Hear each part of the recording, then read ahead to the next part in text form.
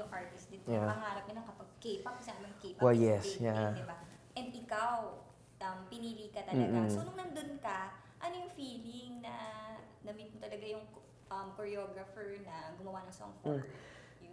Of course, sobrang honored kasi nga, yun eh, parang it's big opportunity.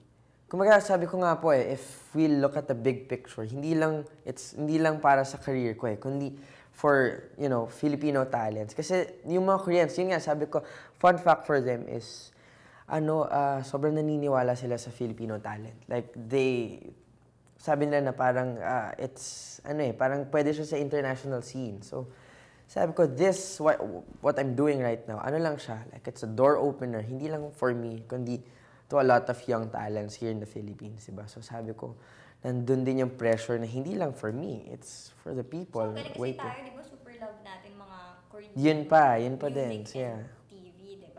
So, sino-sino mga na-meet mo doon? Nagpunta ka ba sa MBC studio for we went there for Show Champion. Actually, nagganon lang kami ng mabilis na tour lang around the studios.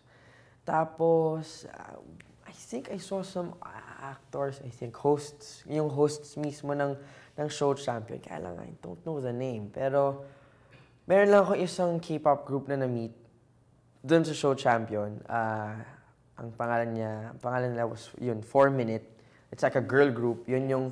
They're very famous here in the Philippines, I think. So, tas meron pa ako minute naman, another entertainment naman. Ang pangalan nila is N-Sonic. So, actually, kaka-debut lang nila like couple of years. So, ang market nila is more in India So, ano sabi ng mga girls from 4 Minute nung nandito sila? Hindi, actually, nakasalubong ko lang sila. Kasi sabi ko, pagkasalubong tapos they're like really hot and they're looking very beautiful.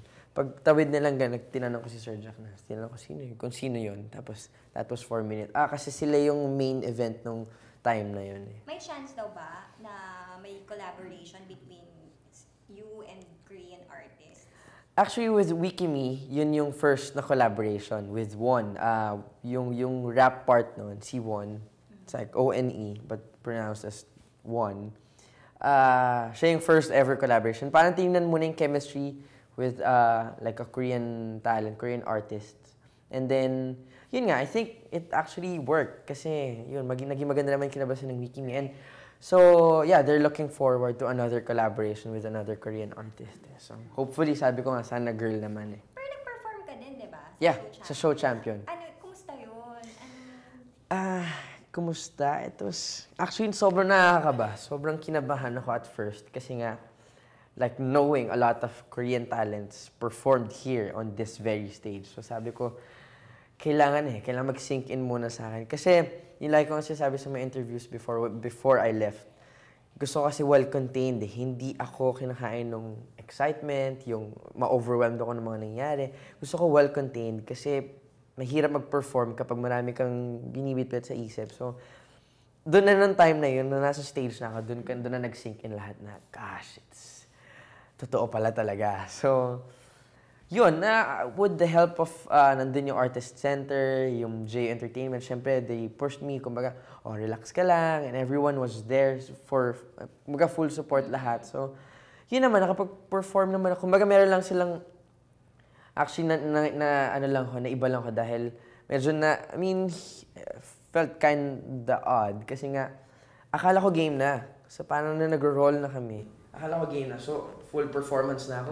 Audio check pa lang pala. So, sabi ko, shucks, poise na ako. And then the second one, hindi ko rin naman alam na parang performance. Kasi hati-hati. Like, audio check first and then yung performance, yung camera works and stuff. Tapos saka mag-roll. So, 2 times muna. Sobrang lapot na ako. Kasi nga, it was very tense. Sabi ko, gosh, I need to do this. Kailangan ma-perfect ko. So, talaga na-stress out ako with stuff. Pero yun, mas naging maganda yung performance. And yun pa, nag-live din kasi ako. Kaya andun din yung pressure na yung voice. Hindi lang yung sayaw, pati yung voice. So, kasi sa Show Champion, yun yung parang the show in MBC na nag-feature ng mga new stars din, yeah, diba? Yeah, so, exactly. yun ba yung reason kung bakit andun kayo? Yes. Parang doon nila pinlano mag-debut yung, experts. doon nag-debut yung mismong song, yung Wikimi song.